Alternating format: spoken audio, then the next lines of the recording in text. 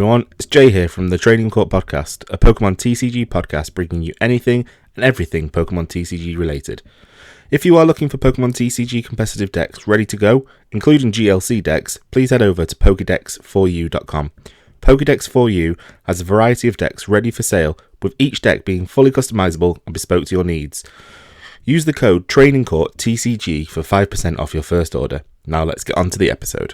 Hello everyone and welcome to the Training Court TCG podcast, the Pokemon TCG podcast about anything and everything Pokemon TCG related. Jay here, and I'm joined by my fellow co-hosts Andy and Kath, and also a special guest again, Niall. How are you doing? Hello. Well, thank you. Thank you for having me back. Thanks for joining us. Definitely, yeah. Second, obviously we left a good impression, so you've come back for seconds. So, so obviously, guys, welcome back for another episode. This week we've got quite a lot to talk about. We've got obviously the first regional featuring 151 being completely legal. So we're going to obviously have a little deep dive of the decks, kind of who came out top, what impact on the decks. Obviously we discussed it last week, but we thought we'd actually see if there has been any impact. We look forward to another tournament upcoming. So I believe we've got Sacramento this weekend, which again another one, and we've got a Lille in next week, is it? I think Lille next week. So and then I saw as well that the registration for LAIC went live this week as well. So it's the season is well and truly in flow. So I thought we'd talk about that, and then we talk about some upcoming cards that are going to be that have been released and announced for Paradox Rift, and also a potential new set coming up in January. So first and foremost, as ever, we're going to start with what we've been playing. So I'm going to go straight to our esteemed guest, Niall. What have you been playing last week? I've not done a great deal of playing recently. I suppose I've been doing my dailies on PTG Live, get those crystals in, and it's mostly been Gardevoir, same as last time. Solid as ever. Still enjoying it? Yeah, it's the most interesting deck to me. I've enjoy stage 2 decks. Charizard is pretty gross. Not a fan of it. You're only saying that because of weakness. We discussed it a little bit last week, just the impact, and I know we're going to discuss it about Peoria, but have you made any changes to accommodate 151, or is it still just the Turbo Tord or the Aussie list?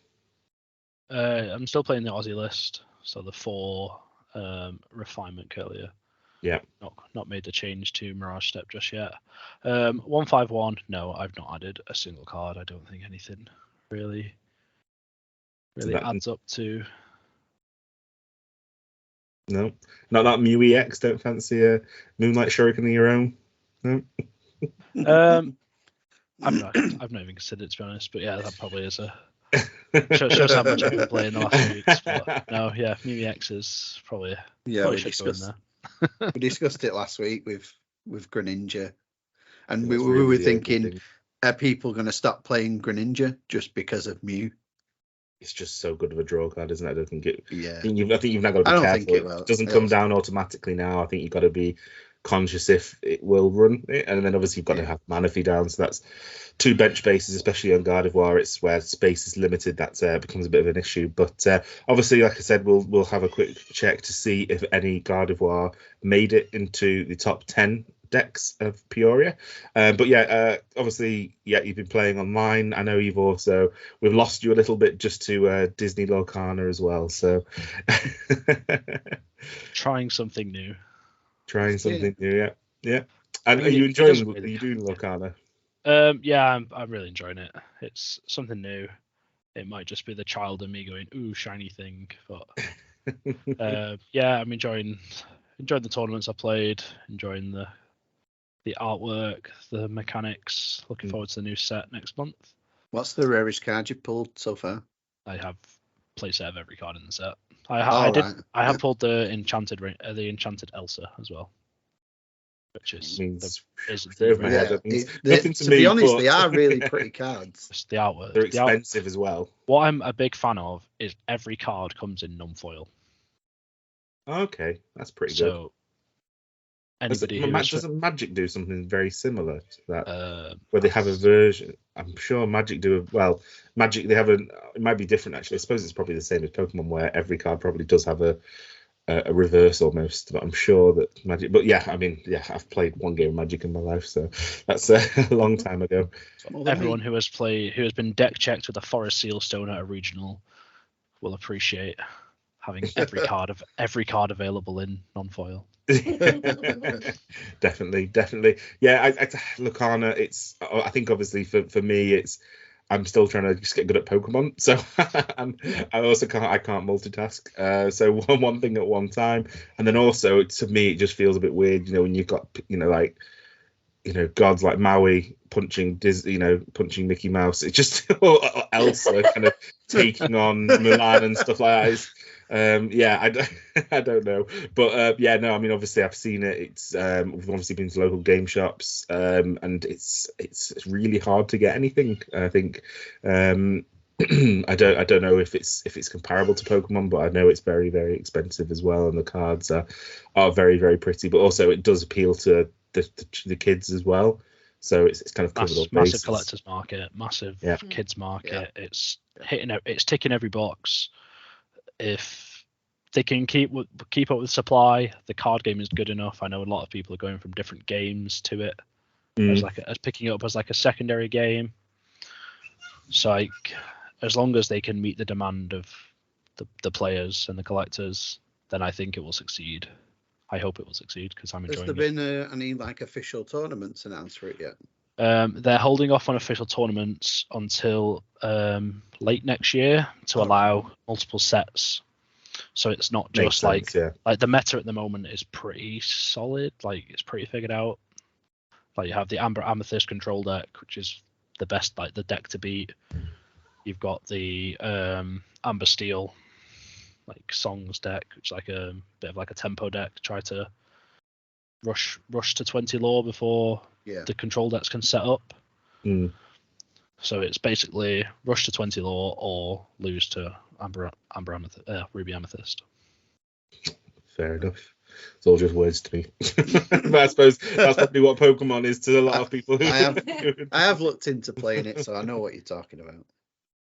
I mean, we have looked at other games as well. I think One Piece was the one that we looked at, and then I remember we watched the video and it was just so confusing. It was just, I was like, what? So you have to, and it's just like rush cards, and then there's not prize cards as your commander's got health. So I assume it's probably like a commander game again, and Magic again.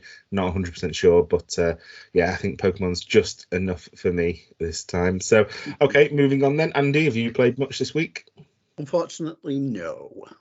It's going well so far, isn't it? Working late Monday, so I couldn't go to Fanboy, and then we were at a gig Saturday night, so I couldn't even go Geek Retreat.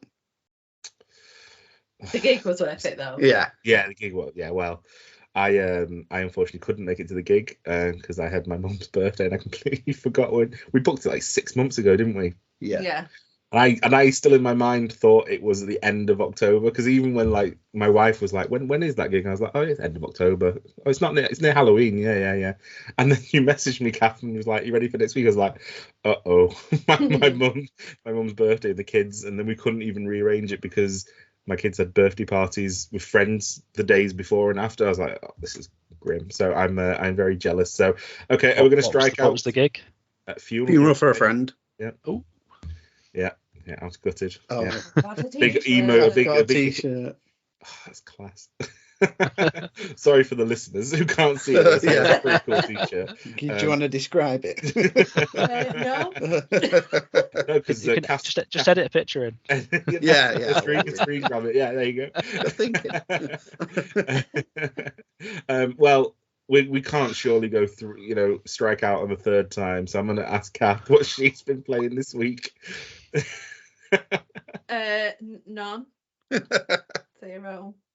So we're going really well. So it's positive so far. I've watched a lot of Pokemon. Yeah. I watched Peoria, so it was really good. But I have actually played as well. So I didn't play on Saturday because I had the my mum's birthday meal, but I did the day before, 2 days before Thursday.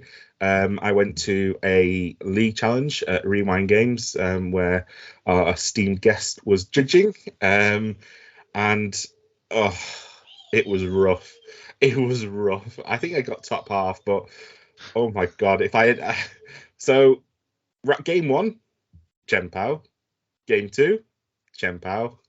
Game 3, Chen Pao. Just to mix it up, game 4, Chen Pao. So you must have won the majority. And game 5, I Mew VMAX.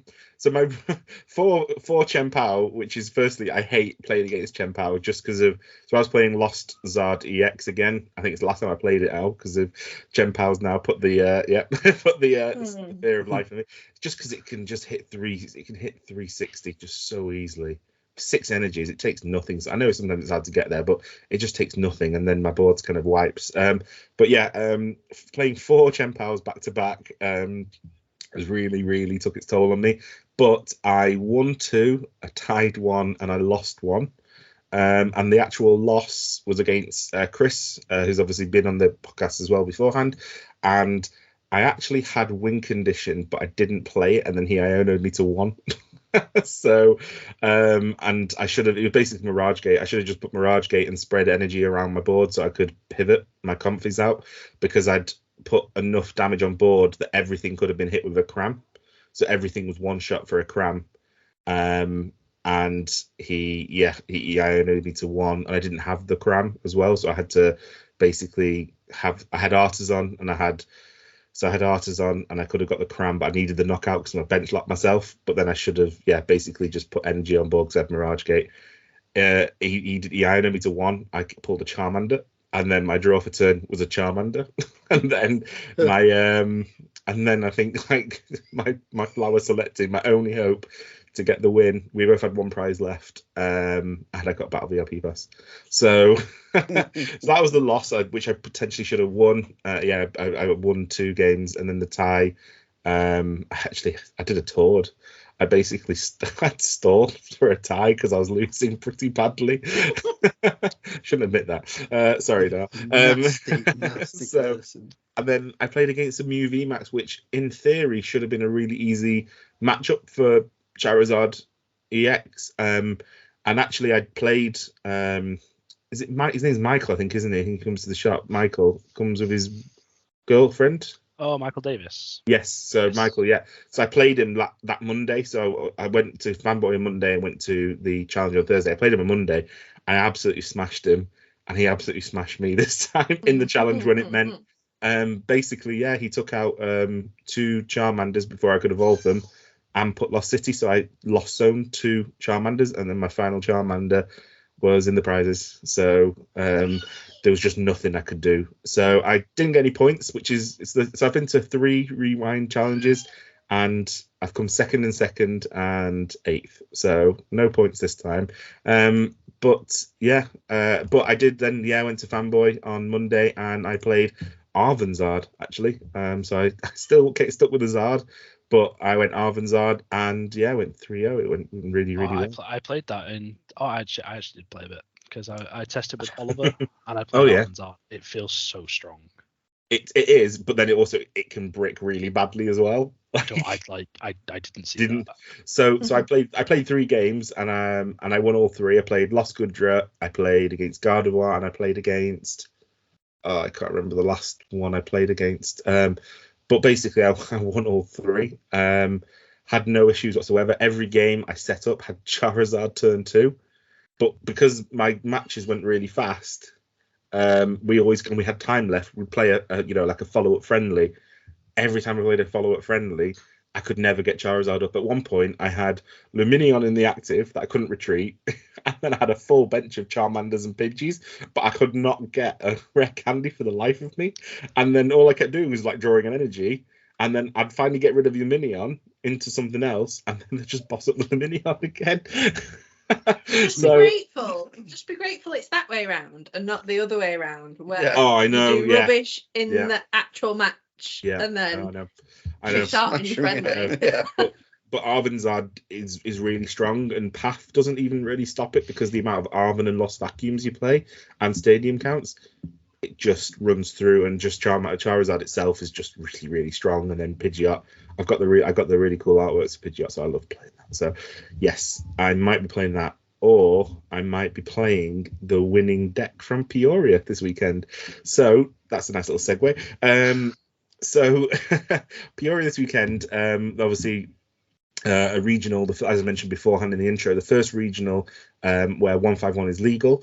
1,700 players for a regional, which is massive. Again, the numbers are just getting bigger and bigger.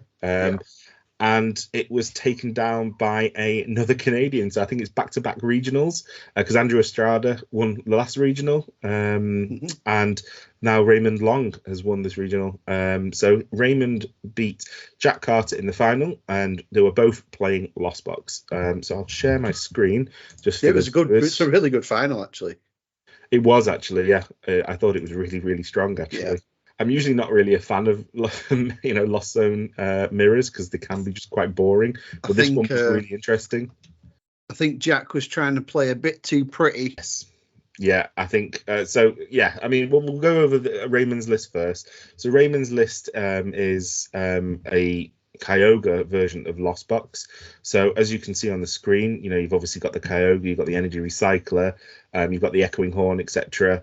But he decided to play, firstly, the Zamazenta, which I rate very highly.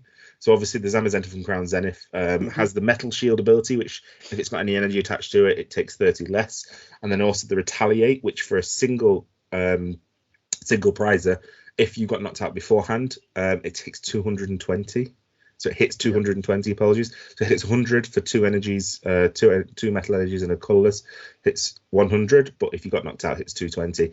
Incredibly strong. Obviously good into Chen Pao, but also, most Vs are now 220. You can take Giratina out. Yeah. You can take out, pretty much all of them apart from Entei, I think. Entei is one of the anomalies. It's 230. 230. Yeah.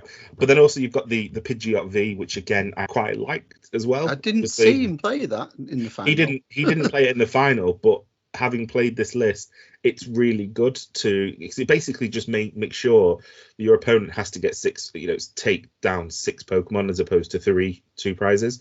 So it really, really promotes the single prize game. Obviously with the Vanishing Wings ability, you put it down, get the Forest Seal Stone, get what you need, and just Vanish Wings everything back into your hand, or your deck, sorry, not your hand. So really, really good. I mean, what are your guys' thoughts on the Kyogre? Because there's obviously the big thing at the moment is, Turbo or Kyogre. One's playing usually Raikou and Dragonite, and one's playing just single prizes, obviously with the Pidgeot. I have seen some with Luminion as well. But Kyogre, I mean, it's won two finals now. It's won 2 regionals. I think Kyogre is reserved for the very good Lost Box players. Do you reckon? Yeah. I mean, you can just, like we saw with Raymond, I'm not obviously denying that because I played it last night and I struggled with it. I mean, I still got a win, but it was tough. But Kyogre doesn't seem like an actual massive part of it. Kyogre is there. It's just for the end game to try and wipe the board. Yeah, basically. Whereas otherwise, you're playing with Cram and Sableye, and obviously Zamazenta, which hits really hard. You're trying to play to deck out as much as you can, but holding on obviously with the recycler, put them back in, and then the final move of the game is Kyogre. Yeah, no, it's I really like it. I've not played Turbo purely because I haven't got the Dragonite. that's purely the reason. I think I bought one and I gave it. I think I sold it. You got it for you, Andy. I think. Yeah. So I've not even got that, so I can't play it, so I can't judge it. But I do really like the Kyogre Lost build. It's obviously, like I said, consistent. It's won 2 regionals now. I wonder if we're going to see a bigger spike of this. But like you said, the actual final itself. I'm just going to go back over to Jack Carter's list. So obviously, I think this is more of a traditional Turbo Lost Box, but it's playing Clara. So it's playing obviously Clara. Well, I played 3. I played Clara in my Turbo list. So I think this is just a bit more of a traditional list, to be honest, of a Turbo Lost Box. But the actual final itself, we'll talk about the final itself. Bit of an interesting one. I think both players tried too hard to get photo finishes, if that makes sense. I think that Raymond could have probably taken the game a lot sooner. Yeah, but he spread because I think now you've not been able to catch up, have you, on it? I've not seen the final yet, no. There was literally a period in the last game, so it was 1-1. There was a period in the last game where they both used Sableye and just basically spread damage the entire board on both sides. So then there was a period where both of them would just switch carting away all the damage. Yeah. They were just healing themselves. And like I said, Jack, he could have actually, if he was a bit more. I think he could have won. I think he could have won. I think Raymond wasn't. And again, like I said, he didn't use. I think neither of them used any of their big attackers. I don't think Dragonite was used at all. I think Raikou might have been used, but I know that Kyogre wasn't used. But it just goes to show, really, that Lost Box is going nowhere. Lost Box is going nowhere. The thing is that if any of them used Dragonite, they would have been massively open to, even more so, to a Sableye taking out multiple prizes. Yeah, on 100%. But yeah, it's like I said, after playing not Sablezard, it was Lost Zard. After playing Lost Zard, I've kind of wanted to go back into the Lost Zone, but the decisions you need to make, I don't know how they do it, because it's a full day. It's a full day on the first regionals, playing 9 games of these decisions, best of 3. It's a long day, and then you've got the day 2 if you've 8 day 2, and then top 8, and then the final. It's a hell of a long stretch making these serious decisions, but then they know they know their deck like the back of their hand as well, so that also really benefits. So before what does Niall think of Kyogre Lost Box? I certainly wouldn't play it. It's a deck that goes to the late game as often as it can. Obviously, It's Kyogre turn 2 isn't a very strong play. No. The micro decisions you have to make to ensure that you still have that Kyogre player live on the final turn of the game. Yeah. It's skill intensive, it's resource intensive, thought intensive, and I just think for anyone 9 to play rounds of that would be hell. It's not 9, is it? It's 18 it's at least. A lot more. Well, yeah. 9 rounds each day. Yeah. It would be interesting to see the stats of how many game 3s Raymond played. I think you can find that, can't you? I'm sure if you go to PokeStats, you can actually find that. I'm pretty sure. But the question I was going to ask Niall was, obviously we've obviously spoiled it. We who's won it, etc. But who going into it do you think who were you kind of tipping to win it? What kind of deck? Going into the event, I think Lost Box is still just crazily placed. It's hard to really counter it when you're trying to look for other things. Obviously, you've got Charizard hanging around. You've got Mew. It's really strong. It's the versatility as well. Yeah, and it can just you look at the 2 lists and you can see that they're both set out to do very different things. Yeah. It's just use that Lost Zone engine to cherry pick all of your cards. It's set up quickly, and obviously you want explosive turns in Jacob's list. Mm-hmm. Raymond wants to pick up those early prizes, keep control of the board, and just take those big swings if you get there with the Kyogre, if you've not already wrapped it up. It was quite interesting to watch, actually, because in both games, both of them were a bit more reserved about taking prizes. Both of them tried to stay on 4 prizes and set up for a big wipe, as opposed, and that's purely, I assume, to avoid the Roxanne play. Yeah, I was going to say, I noticed you see the Roxanne in Raymond's list. I don't think there was a Roxanne in Jack's list. No, you would imagine at that point Raymond knows what's in his opponent's list, but he might not, and you can't be sure of the 60, and you want to make sure Lost Box is a deck that can really suffer to a well-timed Roxanne, so you want to avoid that as much as possible. Yeah, 100%. I mean, if you're looking at Raymond's, 18 game run, losing 1 game, if you start at the bottom, obviously beat Gardevoir, beat Fusion Mew, beat Miraidon, beat Rapid Box, beat Charizard, beat 2 Lost Turbos, beat Miraidon again, played Jesse Parker twice and beat him twice. So Jesse must have been sick of Raymond's face by the end of it. Did lose an interesting one, lost to Arc, it must have been an Arc pile, Jeremy Wang's list.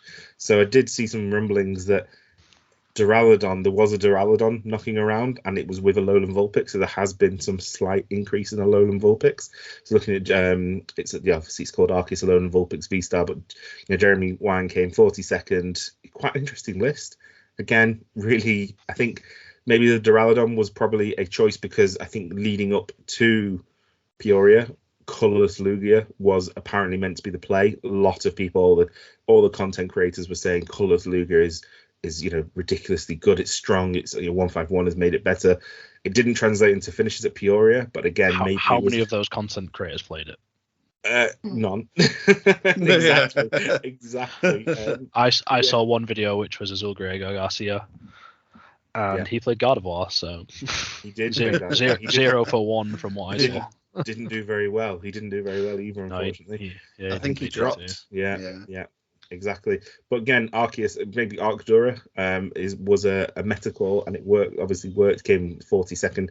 Chat still, you say we obviously look at top 10, top 8, but coming 42nd out of 1,700 people is still a hell of an achievement. So yeah, that was quite interesting. But then just if you look at all the lists again, beat Grant Shen, tied to Grant Shen, who was playing Chen Pao, again beat Rowan Stevanoff to obviously get into the final. Very consistent, very, very consistent, and it's able to obviously do well in the mirror as well, and it beat the Lost Box in the final as well. So then going back to some more lists, we also had obviously Rowan Stevanoff, who played DTE Mew. So when I started playing, DTE Mew was everywhere, and then it went to Fusion Mew, and it's gone back to DTE Mew. But there's some surprise inclusions here, and again, maybe a meta call. Obviously, running DTE Mew, it's exactly what you expect after the peak, Judge, etc. The two things really that are new additions is one, the Luxray V, and two copies of a new item card called Grabber from Pokemon 151, Scarlet and Violet 151, I think is the official name. So Grabber is your opponent reveals their hand. You put a Pokemon you find there on the bottom of their deck. I would like to think this, combined with Luxray, which was mainly there for the Fang Snipe, which is where your opponent reveals their hand, discard a trainer card you find there. I think that was for the amount of Charizard he thought was going to be there. I genuinely think that was for the amount of Charizard was going to be there. If you think, obviously, Rare Candy, you can Fang Snipe and then Grabber. If you can get rid of a Charizard and a Rare Candy, you slow down your opponent massively, substantially. I mean, what do you guys think about this list? Do you think DTE Mew is back, or is it still? It's got to be Fusion. I think it'll probably stay Fusion. From I don't know, because you could. Would Mew EX slot into Mew VMAX? I don't think so, because I think committing 2 energy to a Pokemon that isn't then I don't Fusion Strike. I don't think that's. I think Fusion Strike will be back on top going forward. I don't like the inclusion of the Luxray as well, to be honest. No, I mean I will recommend a video that has been released. I think today. Obviously Joe Bernard from Omnipoke, he has released a video today actually playing this build versus Charizard, and actually I think it's called obviously matchups.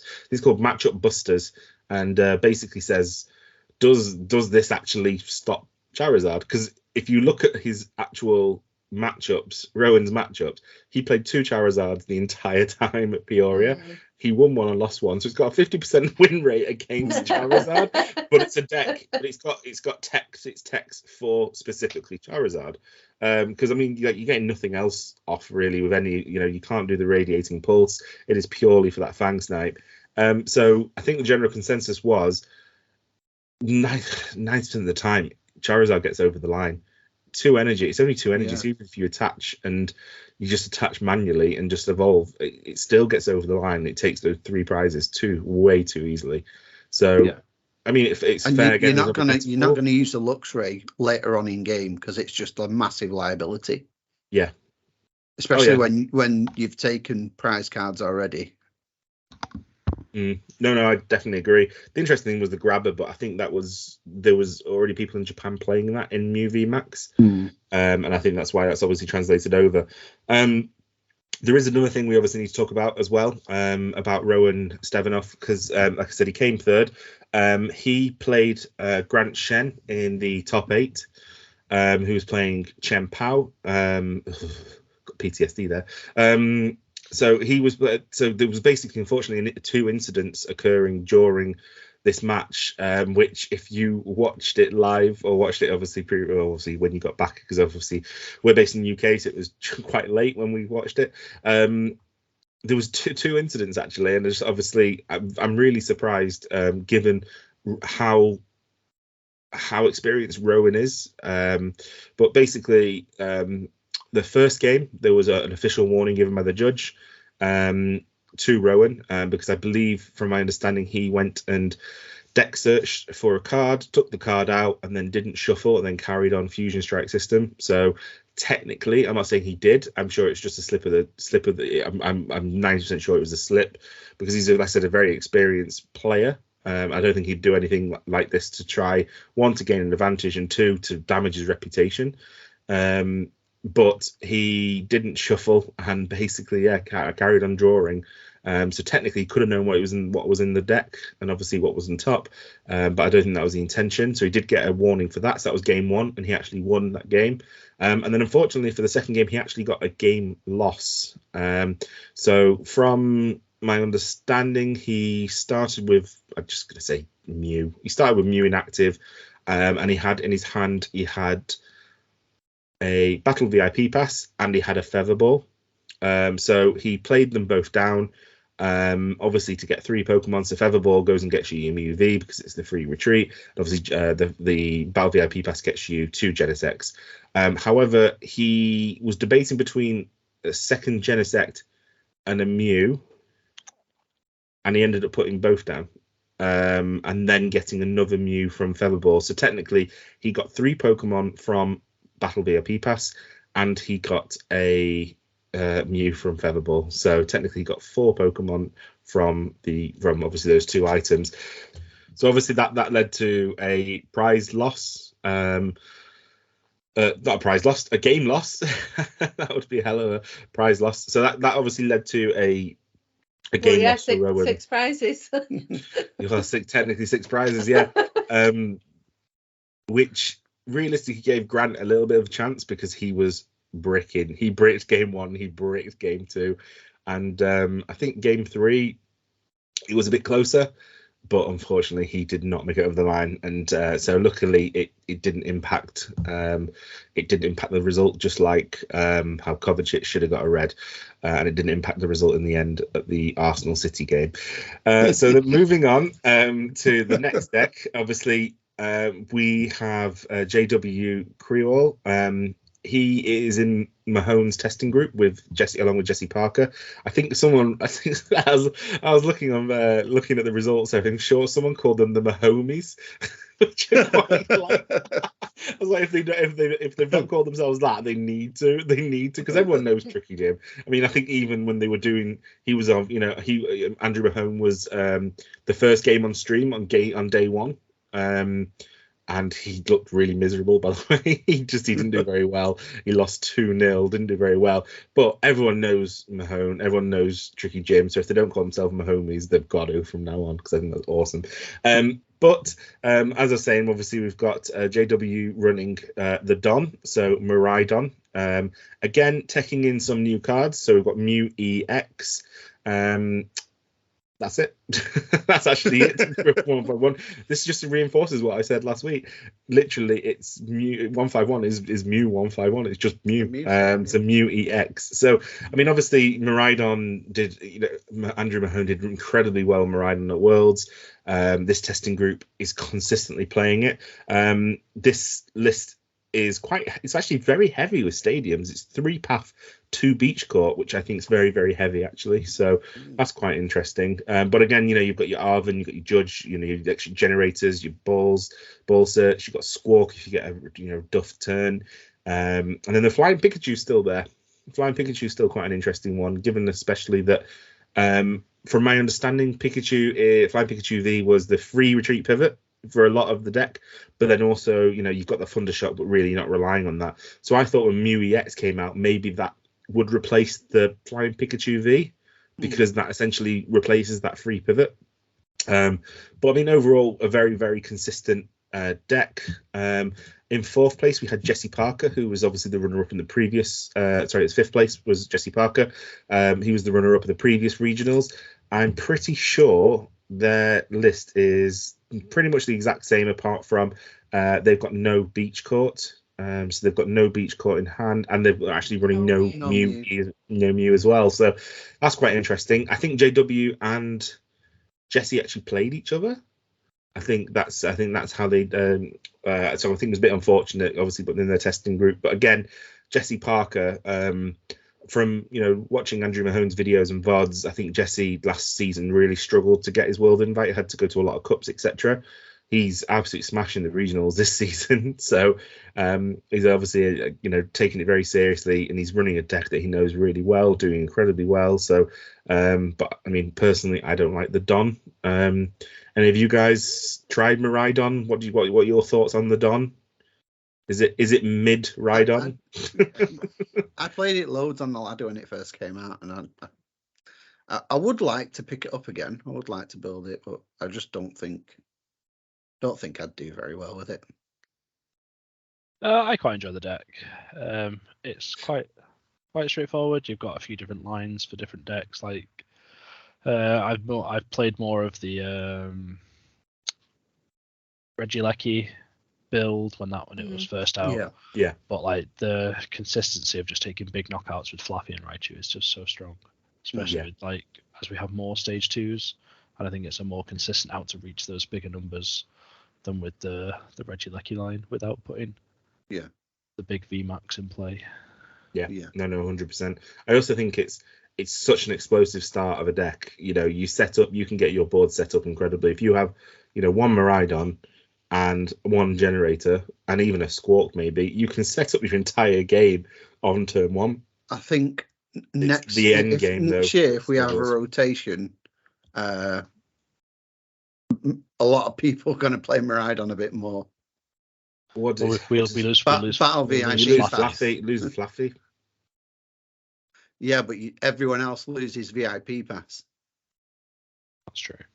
Yeah, that is very true, actually. I mean, it's just I'm going to say this because I don't play Miraidon, but I get no greater joy than seeing people whiff electric generators, because it happened to me every single time. So the joy inbound is fine. So I think on stream, I think Jesse did 2 back-to-back and failed them, which is just rough, really. It is rough, but luckily it's not now relying on the electric generators, which is what was lacking from the first iteration of it with the Regieleki VMAXs. It was, everyone's like, when you put Flaffies in there, everyone's like, Ninja. You've got ninjas and you've got, Sableye, but it needs the deck, and I think it's worth the payoff, because if they're taking 2 prizes, if you can take another 2 prize knockout, you're trading. But, so I personally think the Flaff is needed. Be interesting to see, like we said, after rotation, see where it goes. But it's interesting to see, two people in the same group playing a little bit different, really. Obviously, 5 stadiums is very, very heavy. And then obviously no Mew EX as well, and Jesse's. So then going on from carrying on. So we've got Terrence Miller, who came in 6th place, running Sablezard. So again, not one you see very often. But again, another version I quite like it, to be fair. It's a bit different, a bit more. I don't say is it more consistent, but Ditto. It's purely the Ditto stops really bad starts. I still don't see the benefit of the Ditto personally. It's a 5th compy. Yeah. I don't see it, but I don't. Yeah. How many times are you actually going to use it, though? That's the thing. Whenever you open Ditto and not Comfy. Even if you open Ditto and not Comfy, you will play it. It's whenever you if you open it, you get an extra Comfy. Whether that's 0 to 1, 1 to 2. Yeah. Yeah, I personally still don't see it, but I do understand the reasoning. I guess I would have to do is maybe see some testing with it, really. I've not be interesting to see. Out of all the packs I've opened, I've got one. Not pulled a single one. I've actually, all my packs, going back to Rowan's deck, I've only got one grabber. So when I built that deck just to test, I had to get a V-Star card from Brilliant Stars and just write grabber on it in pen just to put in my deck. Because I've only got one, honestly. I mean, I've got loads of other stuff, but yeah. I think someone had to give me one for my set. I don't think I've opened any. Yeah. Bad, isn't it? And I'm thinking as well, I don't think I've pulled a single Chansey. I can give you one of those. I'll take a chance. I don't think I'll pull a single Chansey. But yeah, I mean, overall, it seemed like a solid deck. Obviously, it did Terrence very well. Obviously, you've got the standard Sable Cram. You've got the Zard for the obviously Sable Zard, the Ditto for the false starts. Manaphy's needed. The Pokemon Go Articuno, which is really good. I think it's a good inclusion because then all of a sudden it means knockouts for Cram. So Cram all of a sudden can take out Cresselia. With that on board, and then obviously you can still power it up and still do 110 damage. I love the Horlucha for flying entry. You can get that extra 10 damage, just makes the numbers better. And then you've got 2 Claras, etc., etc. I did actually play a Sablezard recently. You mentioned Ollie beforehand. I did play Ollie. He ran a Caesar package in it, obviously for the abilities, and it was awesome. It tore me apart. My worry is having a Scyther on bench, and then that can be sniped very quickly, trying to get a Caesar out, and you but for 1 energy, and especially against Chien-Pao decks, the amount of abilities that they run on Pokemon, it just tears through Chien-Pao. So yeah, sorry, I've kind of taken it from Terrence's list to a Caesar deck. But yeah, obviously he's done very well. So then we move on to 7th place. So Brent Tonnisson's come over. He's come over from Australia now over to Peoria, and he was running, surprise, the Aussie list basically. So it's just a straight. I mean, in terms of numbers wise, he's kind of gone away from all the teching and just gone straight consistency. 4 VIP Pass, 4 Level Ball, 4 Ultra Ball, 4 Crystal, and then only 2 rare candies. And they do have 2 stadiums and 2 workers. It's just, to me, a really, really strong list, to be fair, because it's a lot more consistent. You've got the 2 workers. There's no pal pads, so you're not trying to get them back in. So you just know you've got to use them, so you reserve them. You've got your collapsed stadiums, and then also running the Mew EX as well, which obviously helps. I find it helps with potentially the mirror if there's a Radiant Greninja in play and they don't put Manaphy down, or it can help with, like I said, I used it with against the Miraidon to use their Lightning Rondo against them. When I didn't have enough energy. So for 3 energy, obviously Niall you've actually taken the place of our resident Gardevoir player, and you actually are a Gardevoir player, so it's worked out really well. So I mean, what do you think of this list? Is this are you going to try it? Have you tried it? I've not tried it yet. Notable absence, I think research, just even though it was just a one of late, I just think research is too strong. The lack of Palpad, I'm not a fan of. Obviously, without the research, you're not discarding. You're being a lot more selective with what gets removed from your hand. Yeah. But I think with the late game of Gardevoir, having a 4 to 6 card deck and getting to cherry pick whatever you want. Getting yourself very true. Cards, and it's just an additional card to make sure you can dig for that last card in your deck, and then make sure you don't deck out the following turn. Yeah, with the super odds. I mean, if you were going to obviously fit 1 research in and maybe some other changes, what would you do to this deck? Well, take out a worker maybe for a research. No, I think the worker has to stay. You'd probably be looking at the 4 Fog Crystal, we've been at 2, we've been at 3. I've seen some lists play 1. Yeah. So Fog Crystal is an obvious cut. An Ultra Ball, but again, we're clearly going for a consistent route here. We want to find those Pokemon. We want to find them when we need them. And I think those search cards help. Yeah, I think 4 Iono is nice, but there's nothing worse than late game getting an Iono and you've got 2 prizes and your opponent's got 4, or if you're ahead, I think maybe 3 Iono. I'd probably cut an Iono, I'd cut an Ultra Ball, a Fog Crystal, and then you've kind of already got 3 cards there for a research, a Palpad, and then I'd even probably put another rare candy in there, to be 100% honest. I think I don't know. I think three these rare Mirage candy. Step builds don't need the rare candy as much, because if you're going for that line of play, Yeah. you want those refinement curlies in play regardless of going for the Mirage Step or not. You want to be setting up your board. If you're not getting those curlies out, you're struggling to get those energy in the discard. So the more you skip that evolution, the harder you're going to find that. Yeah. And obviously, we've discussed the Mew copying Radiant Greninja. For 6 energy is really good, yeah. Sorry, for 6 damage, 3 energy, 60 damage really. If you are cyclic embracing. I'm more thinking like if you're playing the Mew EX into if you're playing your own Radiant Greninja, you've got to worry about the Mew EX taking out those curliers. Yeah. Taking out those agreed. volts. No, I think that's what I mentioned last week. Really, is the fact that does this deck now, given the ultimate threat of Mew EX, do you not play Radiant Greninja? But you obviously need it for the draw. It's also the benefit is getting rid of the energy, but that's when there is Cycling Road. But again, how consistent is you've got no actual search for Cycling Road. You've got to draw into it. It's 1 card or potentially two cards out of a 60. I know the draw is good on Guardy, but it's not that good. Yeah, I was going to say, I mean, you've got really good draw anyway. But you're getting, we're discussing how do we survive without Greninja, so we're losing the best early game draw card in God of War. Yeah. Plus, it's putting energy into the discard pile for you as well. Yeah, no, that's why I said potentially Cycling Road. Then that then begs the question is maybe is a one of Penny maybe needed. Mawile started also slowly creeping back into lists to try and trap people. So maybe a one of Penny to go in to take Ninja if they do have a Mew EX, or I don't know. There's obviously lots of plays, and I think hopefully when the meta is still up in the air, Peoria it's not the be all and end all. Obviously we've still got, like I said, we've got another one in Sacramento this weekend, so it'll be really, really interested. But yeah, I can definitely see some changes. I think energy wise, are you happy with the 10-2 split? Is that what you play? Or because I have seen a list on the top 64 list that just ran 12 psychic energy.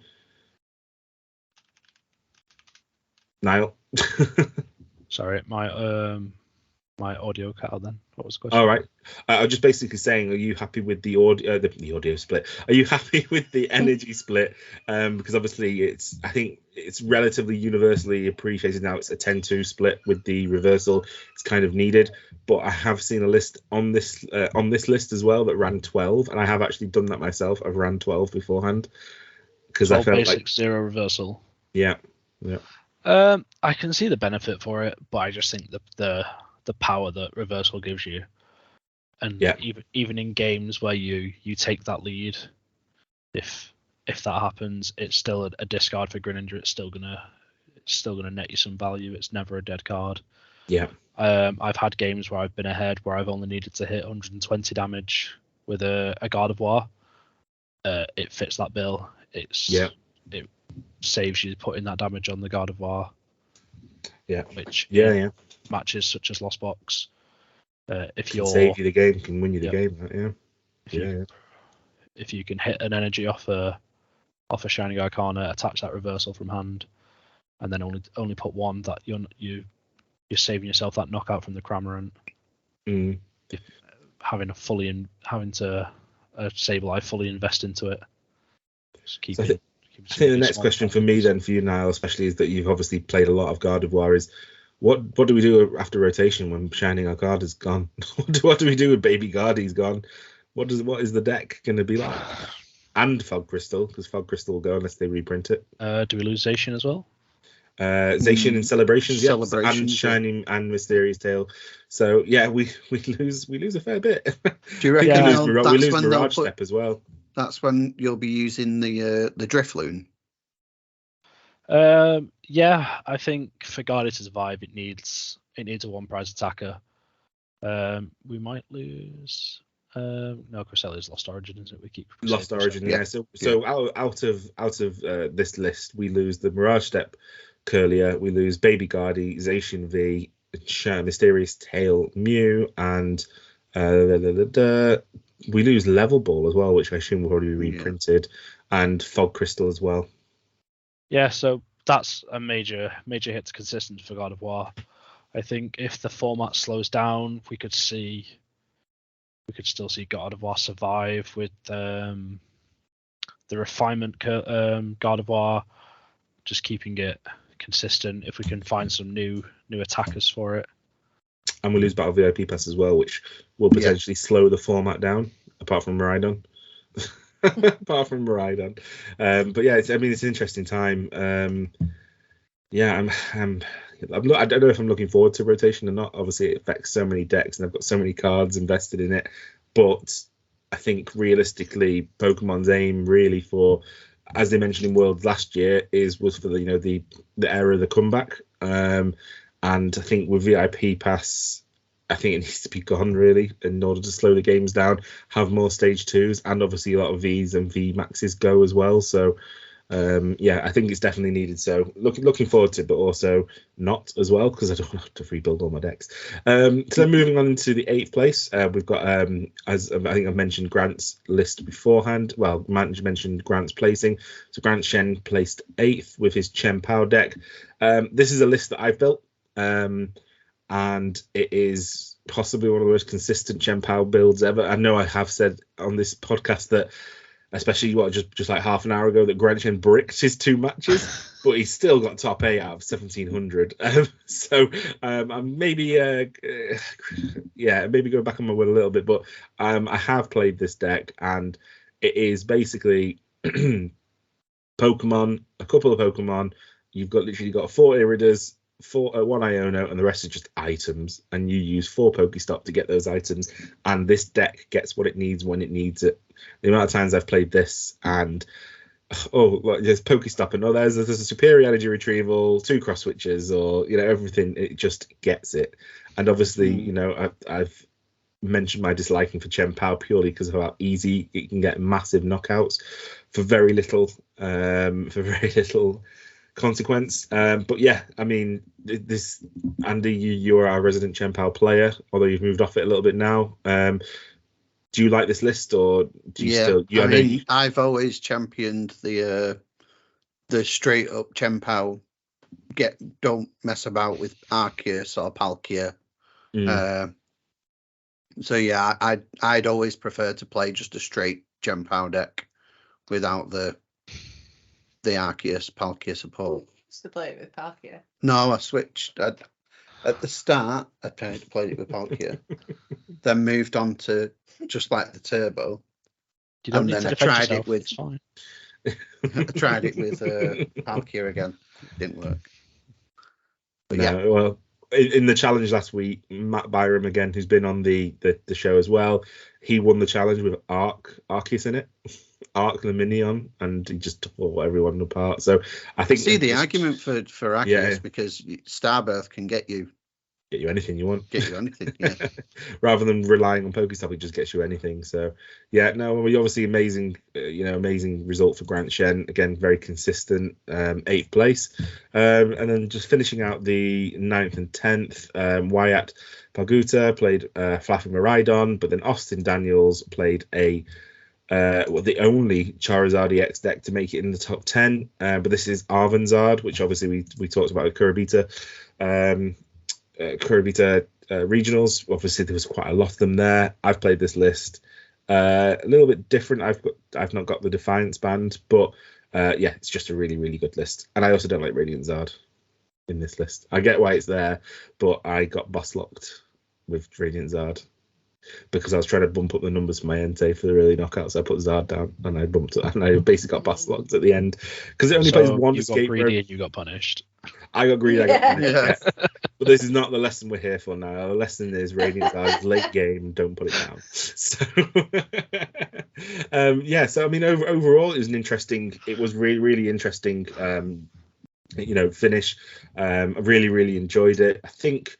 I haven't got the stats to hand, but I'm pretty sure. I think like the majority. I think 15% of the decks in day 2 were Charizard EXs, but none of them really translated very well into final finishes. Yeah. I think we've also got here Drew Kennett also got 12th place, and then Jarek Gumila got 14th place. I think my list is a little bit more like Jarek's, but then I think the only other one I really want to talk about is Colourless Lugia, we mentioned it before. It was absolutely hyped up to be the next big thing. It was going to be the last Giratina, and the highest place it got was 18th place by Charlie Kerr.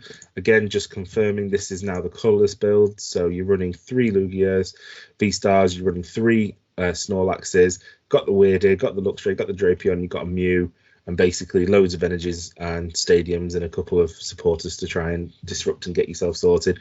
But overall, yeah, it didn't place very well, actually, considering how much it was hyped up. And there's some by content creators. Well, well, by content creators, and there was some good players in here. I'm pretty sure Rahul played it as well, and yeah, it just did not translate very well. I think the other deck I want to mention that didn't translate very well was Lost Tina. It's kind of like fallen off a cliff. I mean, everyone leading up to 30th. Worlds. So yeah, first one was 30th, which I think Hawk Dura placed higher than that. So yeah, I don't know if it gets much with 151. I don't know if it. I mean, Mew obviously. Well, that's about it. There's nothing. I don't think the list would even play Mew. I don't think what's the benefit of playing Mew really on a Tina. Looking at the list. Yeah, here, that's what I mean. It doesn't really get much from the new set. So. It doesn't get anything from the new set. I think the biggest thing that it gets is against it. It gets the Mew, so all of a sudden people can now start. They can start attacking themselves using this Lost Impact. Obviously, you can't use Star Requiem, but you can use Lost Impact and hit it for 280 for 3 energy. Could if they had 10 in the Losso. Well, if they're 10 Losso, yeah. And if not, use the V-Star power. This is very true. But yeah, I think Giratina Lost Box unfortunately loses a lot, really. Sorry, I did say Rahul played Lugia. He didn't. He played Chempao, so apologies. He played Lugia at the last regionals, I'm pretty sure. So apologies there. But yeah, overall, I think it's interesting. Lost Box is still a powerhouse and it's going nowhere. So then looking forward, we've obviously got Sacramento. So we're going to guess. We're going to take our little guesses at what deck is going to win Sacramento. So I'm giving you our guess, Niall. Which deck do you think is going to win Sacramento? So we're just going we've had Lost Box win the last 2 regionals, so I think that's our target back. Yeah. But I think if the good players want to play Lost Box, then I just think it's in such a good spot. So I'm gonna say Lost Box without Kyogre. Okay, to Turbo Lost Box. Turbo Lost Box. Also, Lost Box, yeah, I keep saying there's only 2, but there's not the Sablezard, isn't there, as well? So yeah, you're going Turbo. Yeah. Cool. Kath, what are you saying? Are you staying with Mew? I mean, Mew nearly won it. 3rd, it's not bad. Yeah, I think there's still time. There's still life in the old Mew yet. I mean, it won Worlds. It doesn't need to win anymore. Yeah. You just need to play it to death before it goes. You need to just play it. Well, yeah. That's very true. That's very true. Turbo, sorry, not Turbo. So we used to talk about Lost Box. DTE or Fusion? Fusion. Okay. Fusion. What a silly question. Watch DTE win it now. Yeah. I would be fuming. I can imagine. Andy, what are you saying? I was gonna say Lost Box, but I'll let Niall have that one. Take out one. Alex isn't here.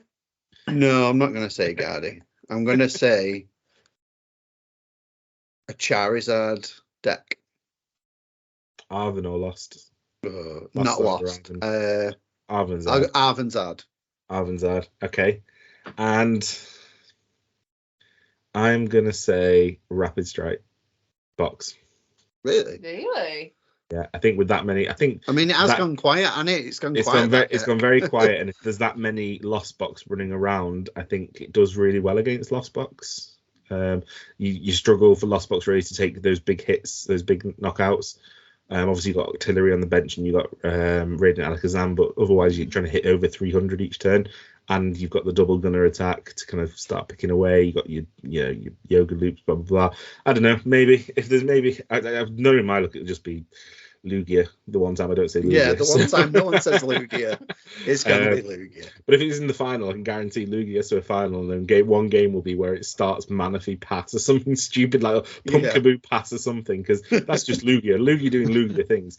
So yeah, I'm going to go rapid. Exactly. I've not touched it. I've built it. I have built Colourless Lugia, and I've got it there, but I'm like, nope. Okay. Fell off the Lugia train. I think there's too much Charizard and too much Mew for Rapid Strike to do well. Do you reckon? Yeah. Yeah. I'm sticking. I've committed. So, okay. So then moving on to a bit of the news. We don't have that much news this week, but I thought it would be good to touch base on the obviously Paradox Rift we mentioned last week is now, by the time of the release of this episode, it'll be 3 weeks away, which is ridiculously close.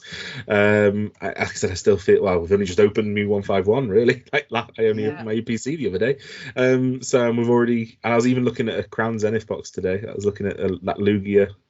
Do you know that Lugia Unknown box that came out 9 months after its Crown Zenith's actual release? But yeah, basically, yeah. So we're going to be 3 weeks away from Paradox Rift, and they've actually revealed the English cards for the pre-release promos. So the pre-release promos we are going to get are Chi-Yu, Iron Bundle, Xatu, and Aegislash. So just for confirmation, Chi-Yu is a basic Pokemon, fire type. It has 2 attacks. The first one is for 1 fire energy. Flarebringer, attach up to 2 basic fire energy from your discard pile to one of your Pokemon. And then it's got for 2 fire energy, Mega Fire of Envy, which is 50 plus damage. And if any of your Pokemon were knocked out by damage from an attack during your opponent's last turn, this attack does 90 more damage. That move, for a name of Mega Fire of Envy, it's pretty needs rubbish. to hit. It needs to hit more than 140. It needs to do 330. But yeah, I don't think that's going to be. You never know. Again, the Flarebringer is probably quite good, but if you've got energy in the discard, you'd rather you probably use Super Rod rather than a Palooza prize for Pokemon. But it can still hit for 2 energy, which isn't too bad. Then we've got Iron Bundle, which is the only future or ancient Pokemon in the pre-releases, I believe. So Iron Bundle is a water-type Pokemon, HP 100 basic, has an ability called Hyper Blower, which is once during your turn, if this Pokemon is on your bench, you may switch out your opponent's active Pokemon to the bench. If you do, discard this Pokemon and all attached cards.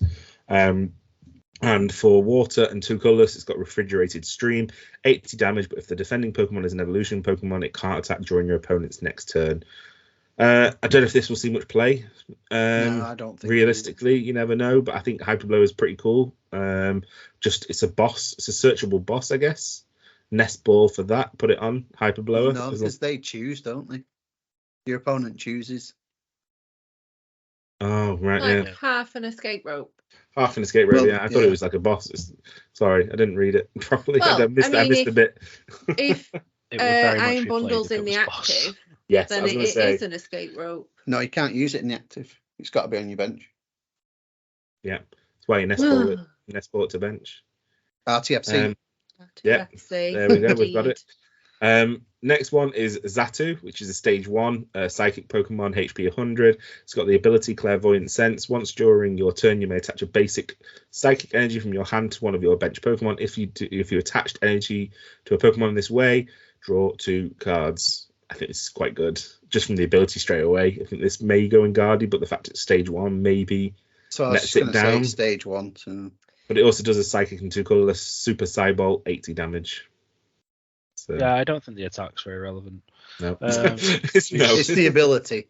Yeah, we've seen abilities like this fairly recently with Shadow Rider Color X. Yeah. Which didn't see. I saw a bit of play at the start and lost that pretty quickly. Yeah. But again, like, it's a strong ability. It's energy acceleration with a draw as a support Pokemon with. Well, you're not giving up 3 prizes. I can see this seeing a bit of play. Yeah. Potentially in Gardevoir after rotation to help get those big attackers powered up. Depending on what psychic attackers we see coming from the next few sets before rotation. No, definitely. So I think it might see some play. I don't know.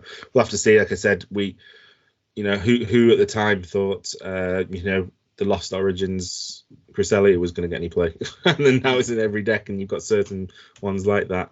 And then I'd place this in something like Zoroark V-Star.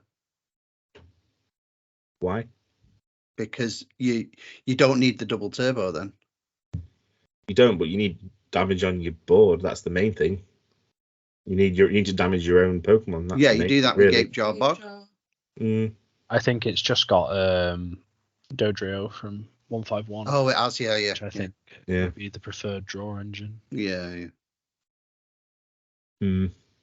Okay, and then moving on, the last one, is Aegislash, which is obviously a stage 2 Pokemon, metal type, HP 150, ability Mysterious Shield, prevent all damage done to this Pokemon by attack from your opponent's Pokemon EX and Pokemon V, and for a metal and colorless, its energy, it's got hard bashing, 120 damage. This attack damage isn't affected by any effects on your opponent's active Pokemon.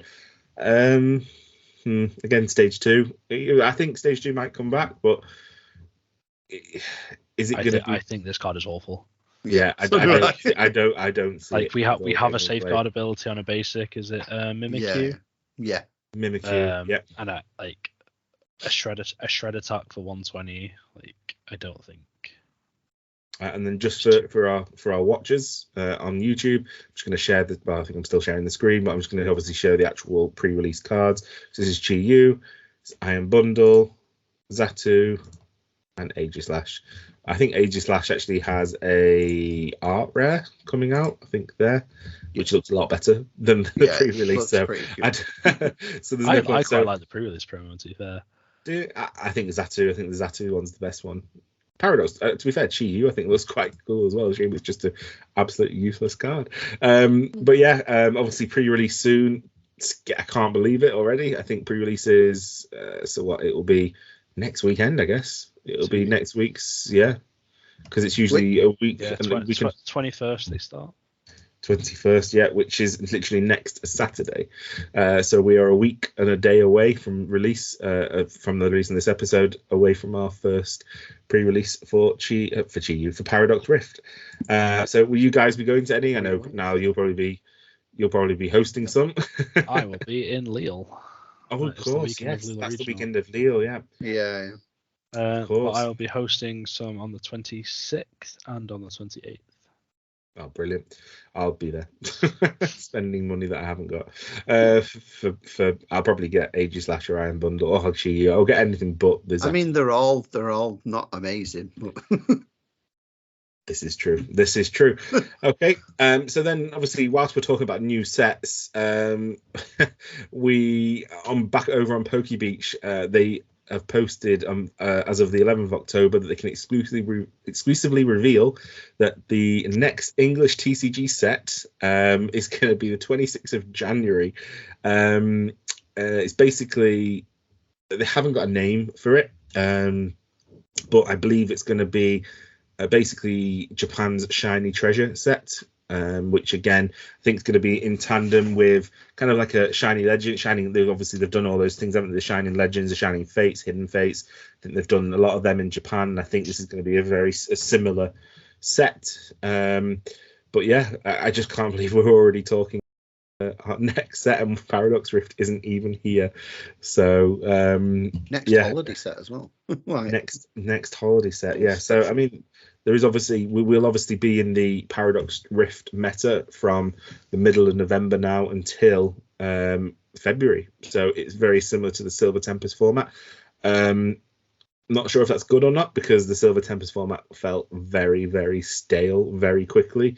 Lugia obviously everywhere. So I think obviously right at the start of this podcast we were still in the Silver Tempest meta, and we were like, can't wait for Scarlet and Violet, because we're just sick of Lugia and just sick of these really boring cards. So hopefully Paradox Rift does shake it up enough.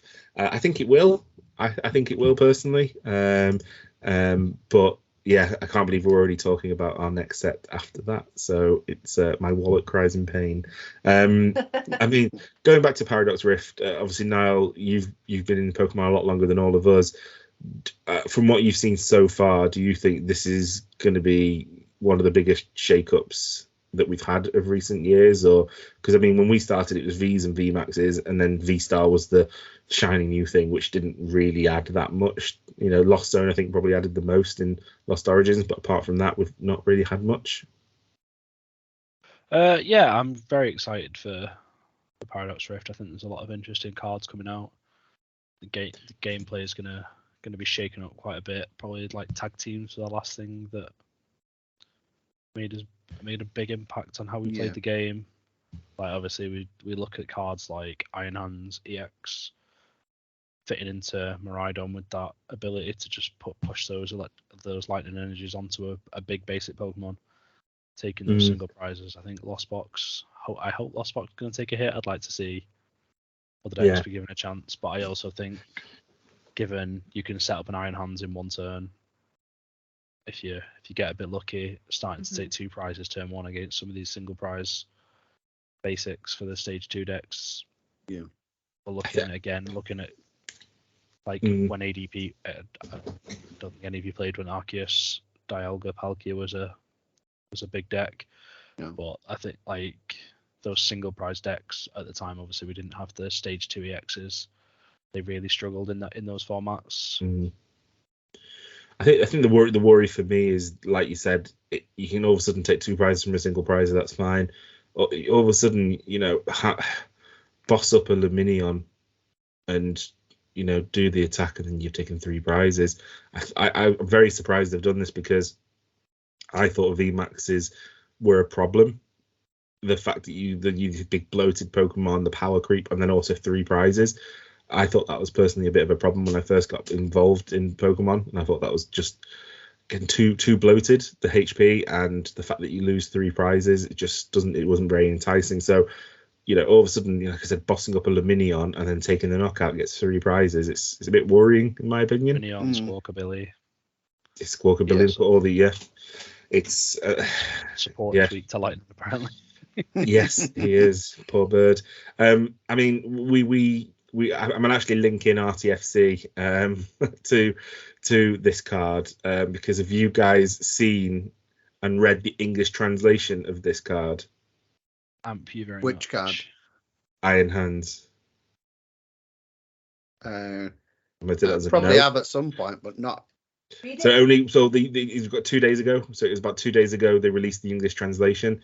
So the first attack is called Arm Press, and as Niall said, the attack that gives you an extra prize, the actual attack core name is Amp You Very Much. Yeah. Can you imagine announcing that on stream? And I'm going to amp you very much for 120. Jesus, it'd be ridiculous. I couldn't believe it when I saw it. I think that's great. So I think that's our RTFC this week, because I think that deserves its own. Thank you very much. I think it's absolutely fantastic. I'm not looking forward to the actual attack itself. Like I said, as I mentioned, like the Million and Squawk and stuff. I think we're going to see less of those cards now. But yeah, I think RTFC, amp you very much. Iron Hands EX from Paradox Rift coming out in 3 weeks, 3 weeks time. Cool. Okay. So I think the only other thing really I want to talk about just before we sign off, because it's been a bit of a longer episode, is obviously we're looking forward to our next regional, but we're now starting to get towards the European regionals. So I said, obviously, Niall mentioned Lille. I know Stuttgart is going on sale. Well, in sale now. I think this is about this week, and then obviously that's for today. Was that today? Was it? Yep. Oh, Wednesday, as you're listening. Previous Wednesday. Yeah, exactly. Yeah. So I think Stuttgart has probably been and gone in terms of the registration, and then we've got obviously Liverpool in January, and then we've got EUIC in April. I know we've got Gdansk in the interim as well. The big thing we've talked about in the past is just the lack of actual Masters numbers, considering how big the actual game has got. like I said, a regional. What was EUIC last year? Last year it was 1,500, I think. I think it was the large to date. It was the largest event they had. I think at the time. I think they announced it. Was the largest ever event. They've just had a regional in America that's 300-400 people over. Was it like 1,500 or something? The EUIC? I think just short of 1,500. Yeah. Because I'm sure like I said, they announced at the time. 1,525. Yeah. Okay. So just over 1,500. Well, that's just been dwarfed by the last two regionals in America. And I think also the lack of Australian regionals as well. And is it OCIC's gone now as well? I think. Yeah, that's a pretty big hit to all the Aussie. 100%. But are we going to see more of them coming over to the European ones now? And so we've kind of also got an influx. I know there's a lot of American players still also come out over to the European ones.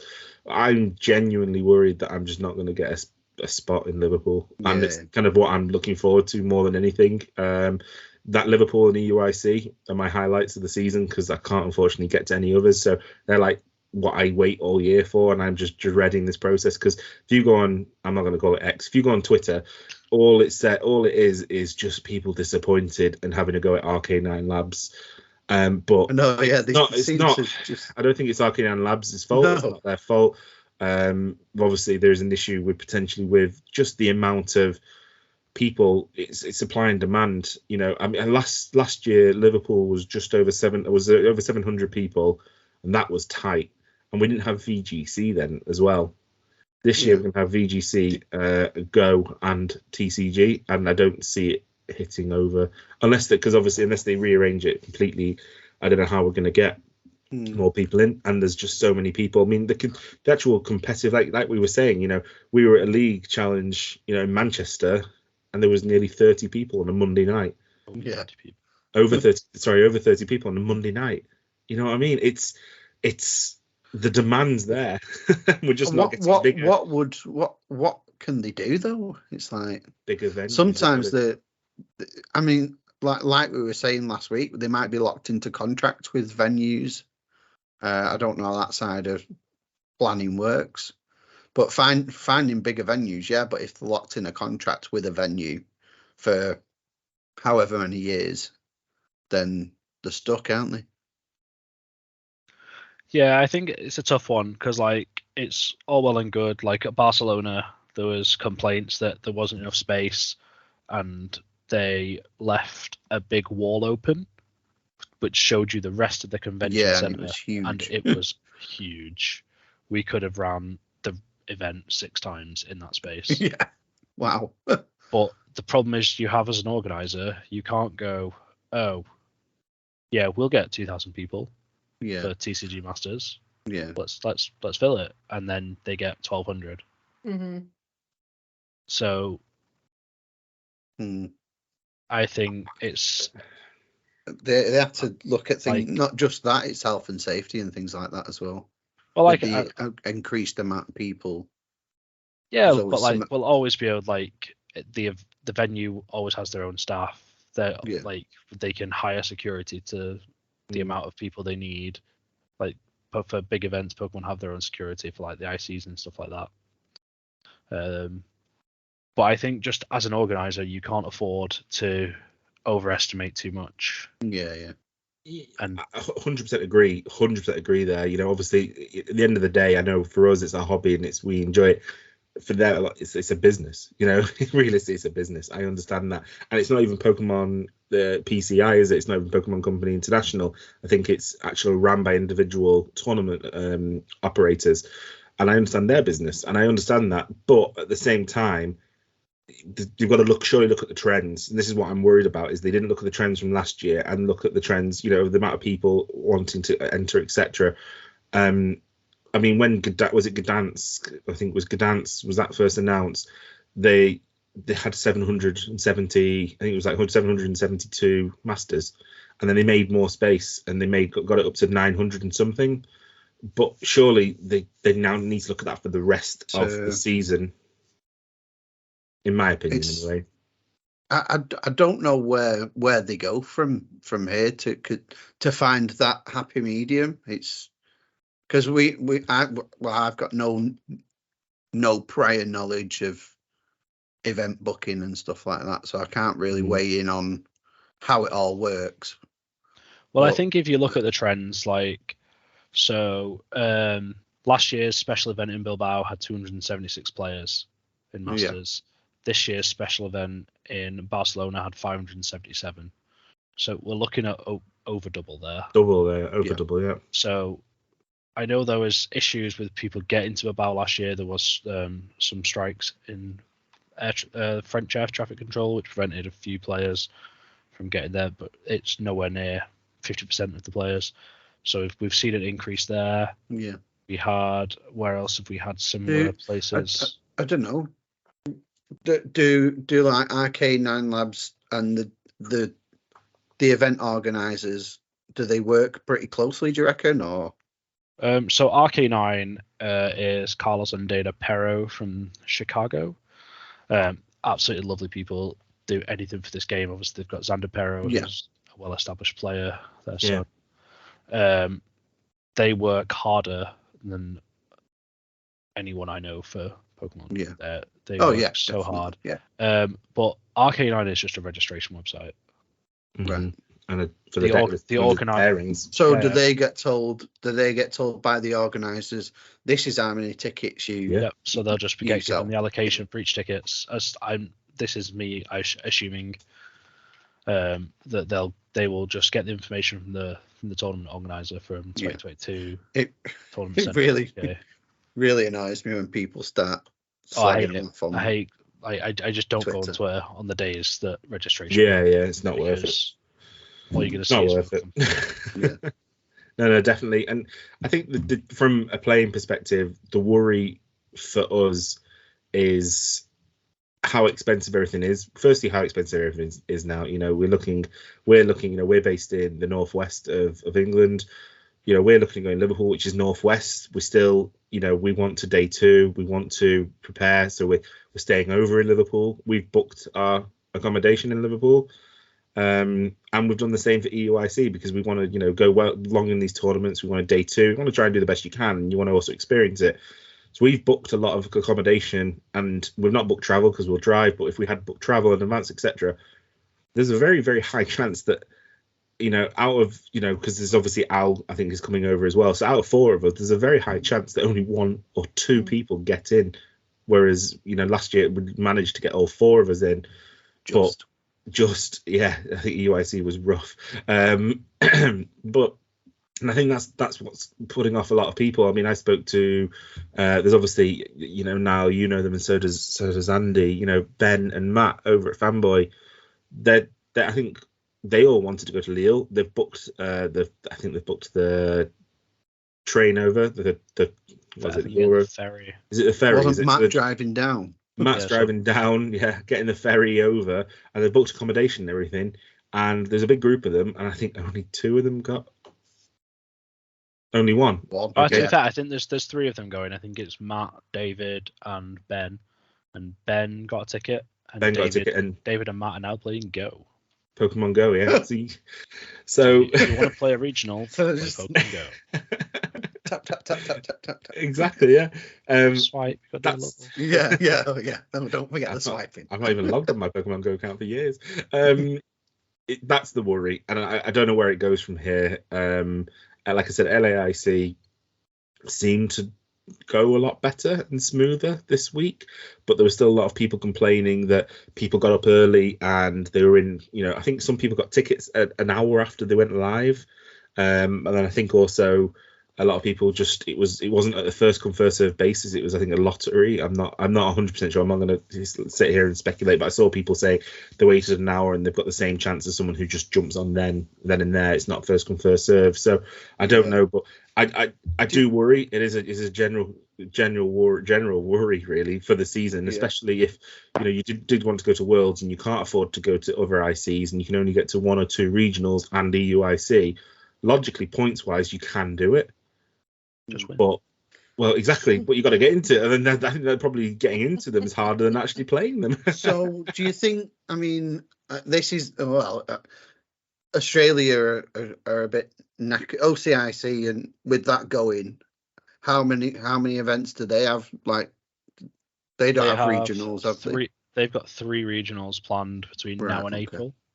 So do you think maybe if you're from Australia or whatever, do you think they put when you put your postcode in, obviously your details, do you think it should be a bit of a postcode lottery? So if you're from that region, you get first dibs, like we would for EU events. Australians, in terms of registering for their events, that Australia is very expensive to get to for the majority of the world.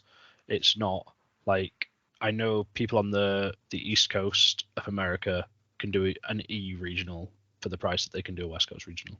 Yeah. So I think that for them, I'm hoping for their sake that players who want to register for those the Australian regionals will get in, because otherwise it's going to be very, very difficult unless something changes. Because like we said, we've got regionals planned up till April, which they usually announce them in chronological order. So I can't see there being any between there. But like you say, the big Australian players, the ones who are confident at day 2 in making points, making money at these US ones, will be aiming to go to these out of region ones, because the financial reward now is enough to warrant. If I was confident of making top 8 at an Australian region, I'd be like, yes, I did. Let's go. But yeah, I think just the sheer expense of players outside of Oceania to get there, that I'm hoping that Australian players will not have the same issues that Europeans are having for their events. Which, like I say, it seems to be a Latin America and Europe exclusive problem. I don't think I don't think there's been any North American regional has sold out instantly. Like, it might be gone within a few hours, but if you want to go, then you like, just as long as you're following the socials, it's not a case of trying and failing. It's, if I want to be there, then you will be. You'll be there on the dot and get a ticket. Yeah.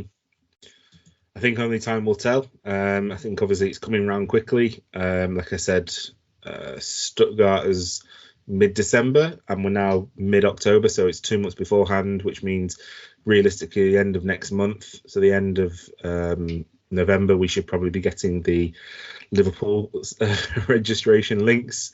So yeah, we'll obviously be well in advance for that and trying to get that. So only time will tell.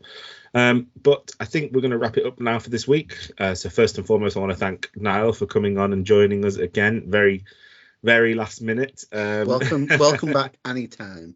Exactly, yeah, exactly. Like I said, you're part of the crew. We'll drop Hal for you. It's okay. It's always we're only kidding. He's never here, actually. Surprisingly, Al's never here when Niall's on. Actually, that's a coincidence. Yeah.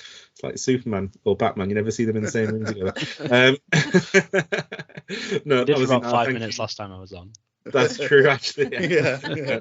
But yeah, no, honestly, Niall, thanks for jumping on. And obviously, we, like I said, we really appreciate it and love to see your insight into the world of Pokemon, the world that we adore and that we just spend so many hours talking about on a weekly basis.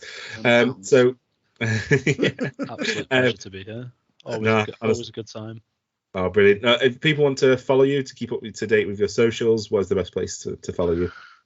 I guess Twitter at Pokemon Professor N, Pokemon Trainer. Don't know. I'm not very interested. So. We will put a link out in the description of the podcast and also in the description to the podcast. Andy Caff, thank you for joining me in Al's absence as well. But yeah, I just want to thank everyone for listening and watching as well. The best place to keep in contact with us is on our social media channels. So we have a Twitter account, which is at Training Court, and we also have an Instagram account, which is at Training Court TCG. If you want to listen to us, the best place is on Podbean, which is thetrainingcourt.podbean.com, or alternatively, you can go on Spotify or Apple iTunes and the podcast section and just type in the Training Court TCG, where you'll find us. Again, please give us a like and subscribe on there and drop us a comment or review. If you want to watch us, the best place is in our YouTube channel, which is at Training Court TCG.